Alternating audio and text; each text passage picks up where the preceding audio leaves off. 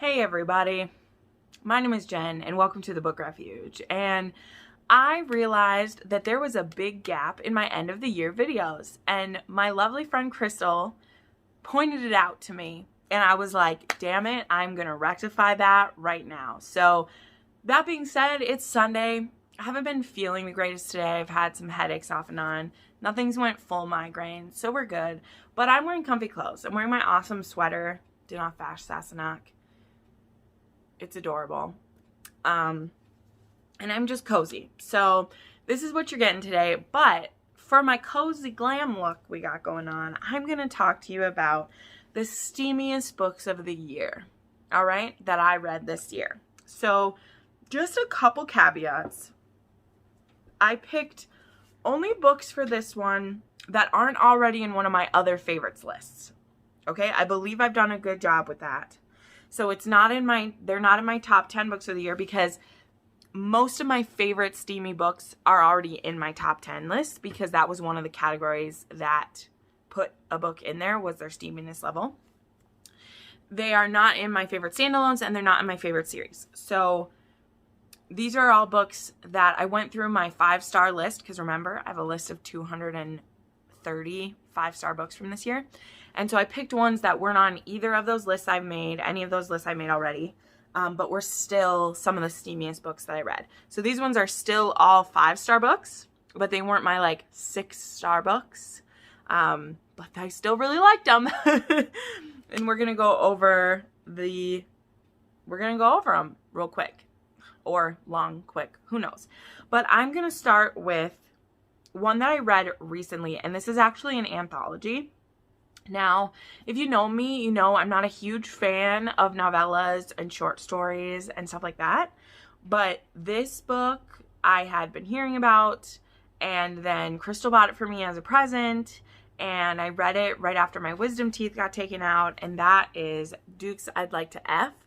And it's by Sierra Simone, Joanna Shube, Eveline, Nicola Davidson, and Adriana Herrera. This is all about dukes that we'd like to fuck, and they're really sexy. There's a couple age gaps in here. There is a young duke submissive. There is a mixed race couple in here, but each one is steamy as hell. Seriously, this is a pretty big book to be a one-handed read, but guys, I'm telling you, maybe get it on your Kindle because you're gonna like this. It's pretty fantastic. This book was delicious. I read all 5 of the stories pretty quickly, and pretty much every one of them I wish it had been a full book, but they pack enough steam into, they each get about 100 pages for their story, and they packed the steam into this bad boy right here. It was amazing. All right, let's keep going with another big fatty that also has 5 people included in it. And that's Den of Vipers by K.A. Knight. This is the only reverse harem that I read this year. And the only one I've ever read that's been a 5-star read for me. This book is a mafia reverse harem. And it is about this girl named Roxy, well, a woman named Roxy, who her father sells her to the Vipers to pay off his debt. And she's like, fuck no, I'm not going to go. And she beats the crap out of the men that they send to pick her up. And so then they go to get her. And she ends up in individual / a group relationship with all 5 of them. There are a couple, like, threesome or orgy scenes, but there aren't any, like, she's the main focus of them. So this is a, like, there's no sword crossing in this, which is good because 2 of them are full-blooded brothers, so it's probably best. But she does have individual relationships with each. And it worked for me. Number one, it's a really big book, so each POV really gets its time. And also, Roxy was just such a badass chick. Like, she was so badass. And so, even though this is also like a captor-captive situation, which it's not like I have a problem with those. We're going to see another one on my list. 2 other ones on this list.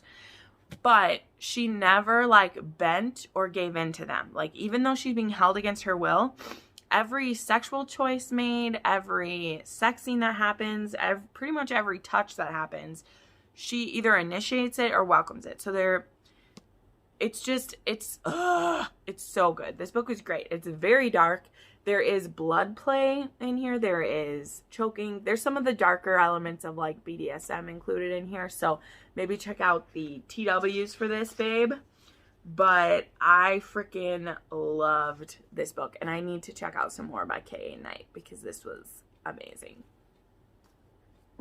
Look at those big beasties right there.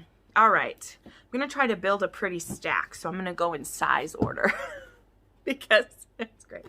Then we have a little more lighthearted choice, and that is Pucked by Helena Hunting. So I had never read this author before this year. I did read everything I've read by her, I've read this year. This is a sports romance, a hockey romance. It's about this girl named Violet, and her stepbrother is an NHL player. And so after one of his games, she's hanging out at a bar with him and some of his teammates, and she meets Alex Waters, who is the team captain, and he is a super sexy, he happens to be like beat up that day because he got like hurt, and he's also like really, really smart, which is what gets her because she's dated some players before and it hasn't went well, and her stepbrother, who they have a really like teasing relationship with, but they really do love each other. They became step siblings like a little bit as like later teens. So they have a really interesting like teasing relationship that's really cute, and he has had to like beat up guys before who have been, not that Violet asked him to because Violet is kind of a ball buster, but this book is hilarious. She ends up having like a one-night stand with Alex, and he gets a little bit obsessed with her, and some aspects of that could be creepy if you weren't reading it in this book, because Alex is just such a big teddy bear and he has a super big dick, which leads to some interesting situations, and I just really loved them, and it's so sexy. Like it's so sexy and funny. There's a scene in a locker room that is one of the best fucking scenes, like literal, like pun intended, that I've ever read. And so I love this book. This whole series I really enjoy too. Like a few of them are funny, but there actually is some more heartwarming ones in the series too, and I'm slowly collecting the Pucked books because it's so good. I love Alex. He's wonderful. Then we have a bit of a darker one again, taking a turn, and that is Sordid by Nikki Sloane. I actually ended up with a signed copy. We read this book for the Taboo Book Club, and for a dubious consent / like consensual non-consent. This is about a girl named, I forgot what her name is. What's her name? Luca Addison. Her name is Addison, and Luca is the guy. This is also like a mafia adjacent. So she goes to a Halloween party, and a guy there who like used to be a TA for one of her classes because she's pre-med. He is actually a son of the mob, kind of, and they end up getting really drunk and things go too far, and she had said no, and Luca still did it, and then instead of like pretend nothing happened, she's like, no, like I didn't want it. And he's like, but you enjoyed yourself. And she's like, yeah, but I still told you to stop and you didn't. And so she's gonna like turn him in. Well, she says she won't, but he like can't trust her. And so to save her from being murdered by the mob, because his father would like not let her go to the police with this, he ends up kidnapping her and decides he needs to train her to obey him so that he doesn't have to worry about her dying. So he's a real Romeo. But this book is so just, it will give your belly the uncomfortable feelings, and you'll be turned on at the same time, and you'll be like, what's happening to me? And that's Nikki Sloane. Okay, that's Nikki effing Sloane, guys. This was the year that I discovered Nikki Sloane, and I have read, I think I've read every book that she's written, and I almost own all of them. Nikki Sloane has like changed the game for me, because she will, on one hand, have some of the most twisted stories you've read, and then just flip the switch and it'd be really heartwarming. This is not one of those. This one is dark the whole time. But I fucking love it so much, and it's one of the sexiest, steamiest books I've ever read. So then we have a different kind of captive, and unfortunately I have a library copy of this one, and I'm kind of mad. That is the downside of some places that you order books for cheap and you get ugly library copies like this, even when they say it's not a library copy. But this is The Master by Kresley. This is book 2 in her Game Maker series. You can pretty much read these as like standalones, but they all go together. And this one is about a woman named Sarina who needs to make some money. So her friend is an escort and her friend is sick. And so her friend offers her like, hey, do this one job for me, have sex with this one guy for me, and you'll basically make enough money to like cover your debt. There's a lot more going on with that I absolutely won't spoil, but she is the exact opposite of everything the guy asked for, because he asked for the same kind of prostitute every time, same kind of escort, and it's what her friend looks like, and it's not her. Definitely not her. And so he's kind of mad about it, and she's like, dude, a hot woman's here to have sex with you, like, get over it. And so they end up doing it, and they don't use protection. Doesn't have protection, and he doesn't use any. And he assumes that she's on something because she came there as an escort, which was like pretty fair assumption, but also like don't assume, like wrap it up. But they get too carried away. And so then he asks for her the next night too. And she's like, sure, I'll go back and make some more money. And it happens again. And then when he finds out she's not on birth control, he decides to kidnap her to make sure she's not pregnant. This book also has the first and only time, well, no, I've seen it happen since then, that I've seen a chastity belt, a modern chastity belt used, and it was one of the sexiest things I've ever read. I'm telling you, it's amazing. And when you read it, you'll understand that you wouldn't think that could be sexy, but Kresley Cole finds a way to make it sexy, okay? Okay? This book is bonkers. And so they keep like lying to each other and saying that the only reason they're like staying together is because he's trying to find out that she's not like trying to make him be her baby daddy, but it's amazing. So good. All right. What else we got on this list? Double checking here.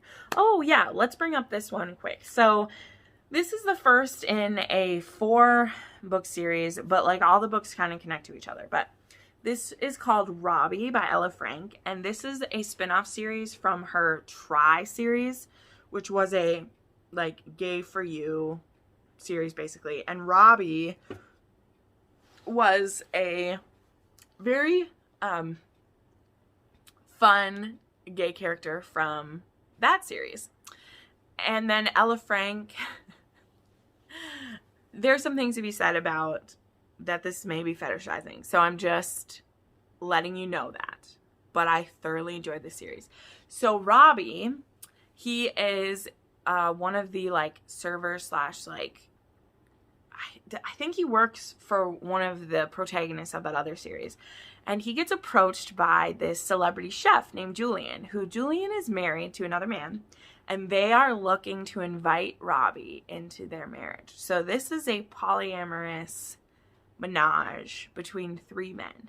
And I have never read anything like this before, nor do I think I will again. But it ends up being like there's 4 books in this series, but Robbie is the first one. And so there's Julian, and then Priest is the like dominant in the relationship, but Julian also has dominant tendencies. And so they're looking for a third person for their relationship that they can like both dominate together. I love stuff like this.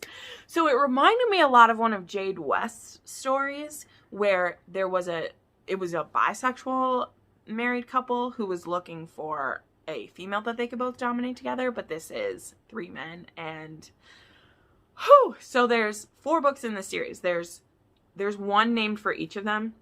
There's Robbie, Julian, and Priest, and there is an underlining story going through each of these, and you do need to read them in order. And then the last one's called The Priest, the Princess, the Prick, and the Priest, the Prick, and the Princess. I can't remember, but it's like all of them together. And this book was like pure fantasy too, because like, again, there's an underlying story going through it, but then there's like a happy ending from it. It's just, guys, it's crazy, but it was so sexy. And like, seriously, just talking about it, I want to read that series again, but I just can't go down that rabbit hole right now because I have other plans for my life. But I loved this series, and if that bit of just like deliciousness sounds good to you, all of those ones are on KU. I think, yeah, pretty much all of Ella Frank's are. She has a lot of gay romances. Like, I think everything I've read by her is male, and it's fantastic. She has a series with Sarina Bowen too, I think. No, I'm thinking of someone else. But anyway, so going on to one other, well, actually, we'll keep going. Here's another polyamorous relationship, a menage, and that is The Beast by Katee Robert. So this is tied with Worthy Opponent for my favorite book of the Wicked Villain series, which this series is now complete, and she's now working on like the spin-off series from this series.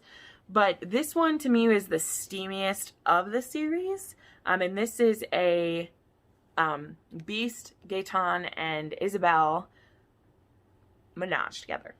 And so both of these guys, Gaetan and Beast, they dated Isabel at the same time, but separate relationships, and they knew about each other, and she was supposed to pick one of them, and she didn't.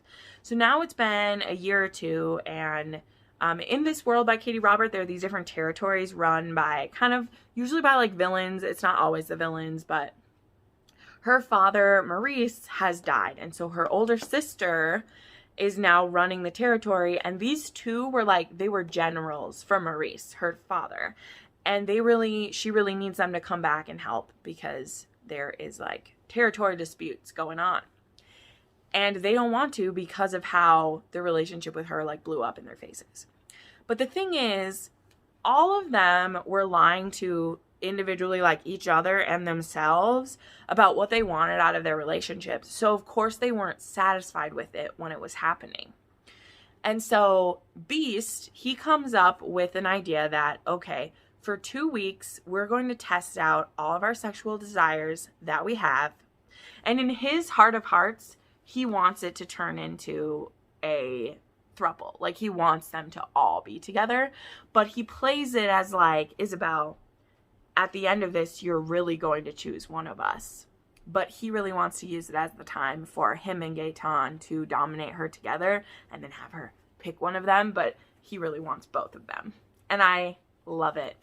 Love it. It's so steamy. It's so great. There is a lot of hate fucking in here. Katee Robert writes hate fucking better than anyone.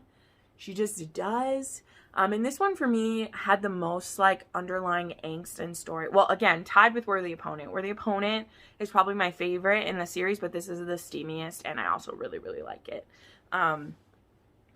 It's so good.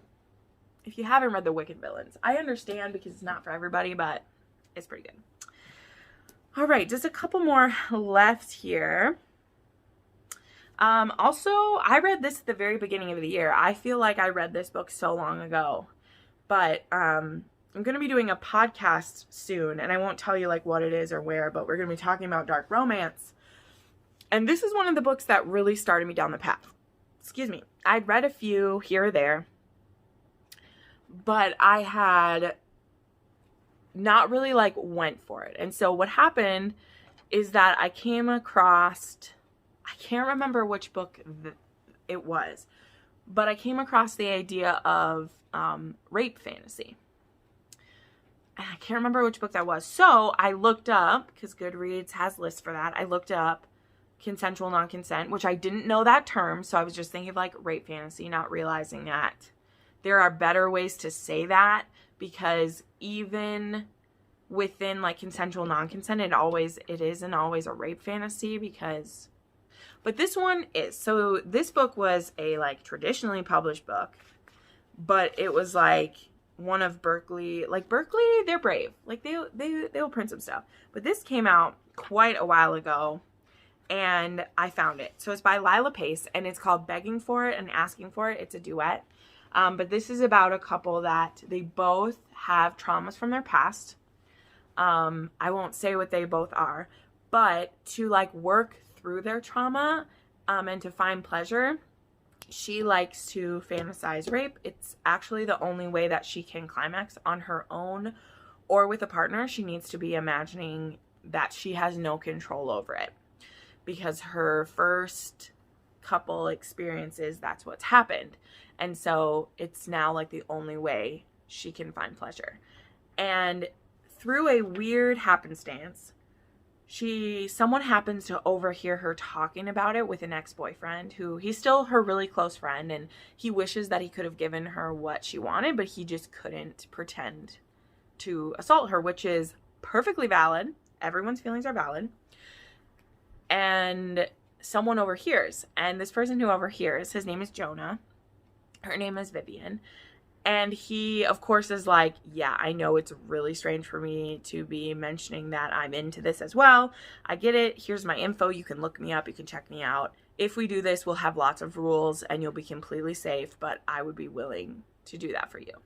And so, I mean, anytime you're talking about like a consensual non-consent setup that's not in a BDSM club, things get really hard and like unbelievable, you know, but obviously like there's people who do this in their relationships, and the story that this duology had to tell is very emotional and beautiful, and gosh, I cry so hard.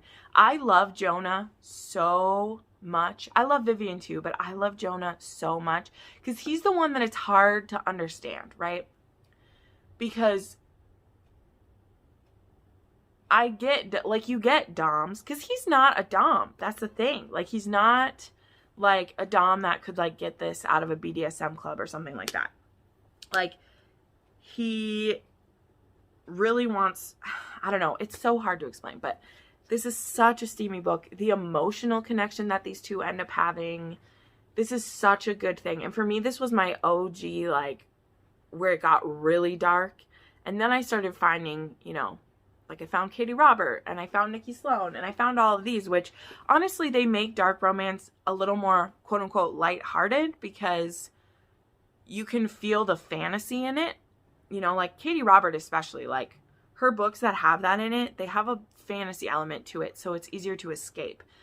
This, not quite so easy to like escape into, but it also wasn't so dark that it was crushing me. But Begging for It and Asking for It were two of my first like really dark romance that made me look into like why people would want that stuff to happen to them for a healing. And that's what we see Vivian and Jonah doing. And then, as I've said, like Vivian, she can only find pleasure through thinking about being forced, either by someone actually doing it or her fantasizing about it. And Jonah, he doesn't need to be assaulting someone to find pleasure. And so you run into this like butting of heads where as they're falling for each other, he has feelings of deep love and respect for her, and he doesn't always want to be the attacker in a sexual situation with them. And what happens then when, you know, because it's very important to him that he give pleasure, even when he is assaulting someone in the context of this. And they're just not like completely compatible that way. And it's great. Also, I love this because she's going to therapy. Like, this isn't, a lot of times when you hear about these problems, I'm like, but could you be in therapy too? And so I love her therapist's point of view. Her therapist is kind of like warning her about a lot of things. And, you know, we eventually get to see Jonah in therapy too. So anyway, I talked way too long about this. This is my steamiest books of the year, and I'm like telling you all this, but this was so emotional and just strangely sexy. So my camera cut off in the middle of the night, which never happens to me, but I like paused it to do something and then I didn't hit record again and realized it. But basically, I love this book. This was one of my first dark romances. It's super steamy. I still like long to go back to this book once in a while because the author wasn't just doing this for kicks and giggles. It was really deep and amazing. And then the next one, which this is the one I was in the middle of talking about when I realized I messed up. So I don't remember everything that I said because it wasn't recording. But this was my first male that I read. This was a like college-ish age sports romance between two friends who they messed around when they were teens.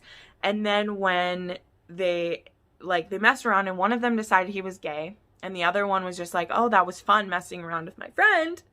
And then he stopped talking to me for 2 years. So I wonder, 2-3 years. So I wonder what I did to mess it up.